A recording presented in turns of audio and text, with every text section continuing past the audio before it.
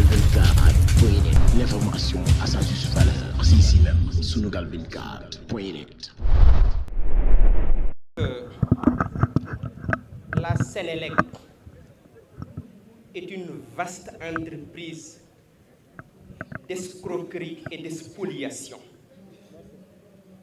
À sa tête, nous avons un directeur général qui a fait hier dans la mauvaise foi. J'ai des questions à poser au directeur général de la Sénélec.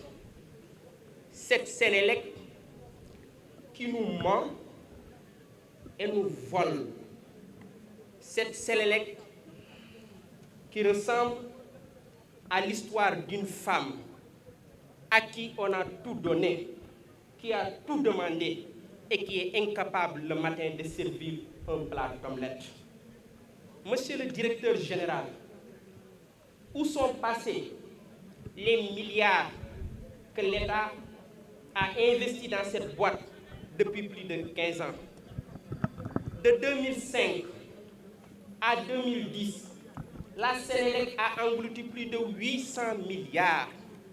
À partir de 2011, lorsque le ministre du Soleil, du ciel et de la terre a été nommé ministre de l'énergie, il a mis en place le plan TACAL, qui a coûté à l'État du Sénégal 650 milliards.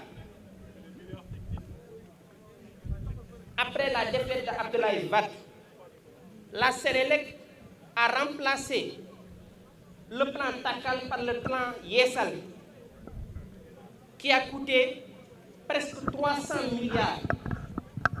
En moins de 15 ans, l'État du Sénégal a investi plus de 2000 milliards dans cette boîte et que cette boîte est incapable aujourd'hui de satisfaire nos besoins en énergie.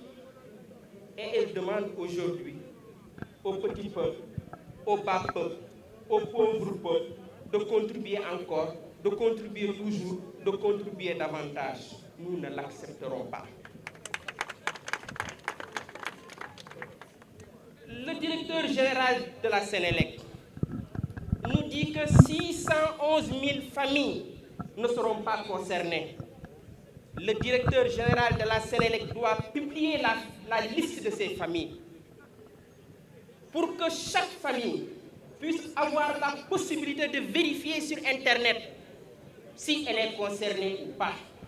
La liste du directeur de la Sénélec, elle est fictive, elle ne correspond pas à la réalité. La réalité est que l'électricité coûte très cher ici au Sénégal. Le coût du kilowatt, le prix du kilowattheure au Sénégal se situe autour de 106,44%. En Côte d'Ivoire, il est autour de 62,70%. Au Togo, il est autour de 90 francs. Au Bénin, il se situe autour de 91 francs. La Sénélec nous vole.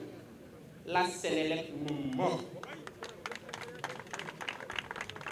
Plan TACAL,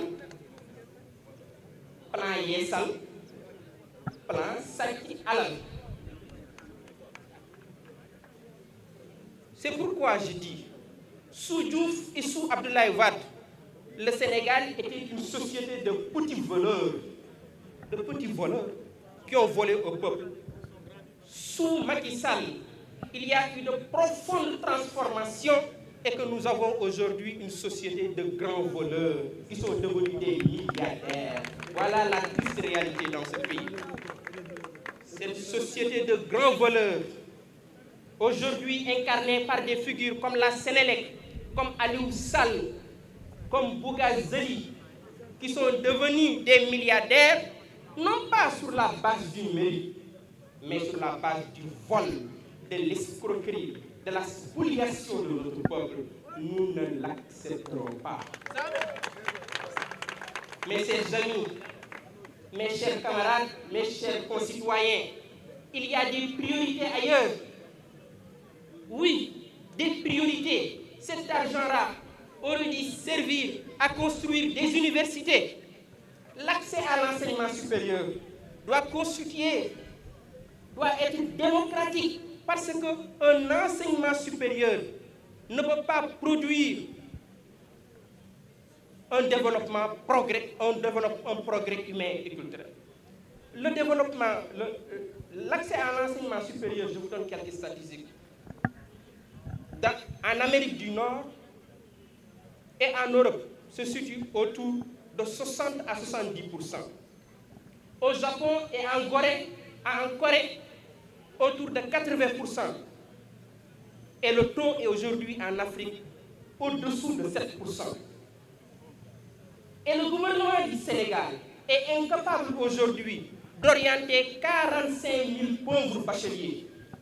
Pendant ce temps, les scandales se succèdent et se poursuivent. Nous ne l'accepterons pas.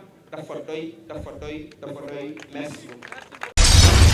Sunugal 24.net, l'information à sa juste valeur. C'est ici même, Sunugal 24.net.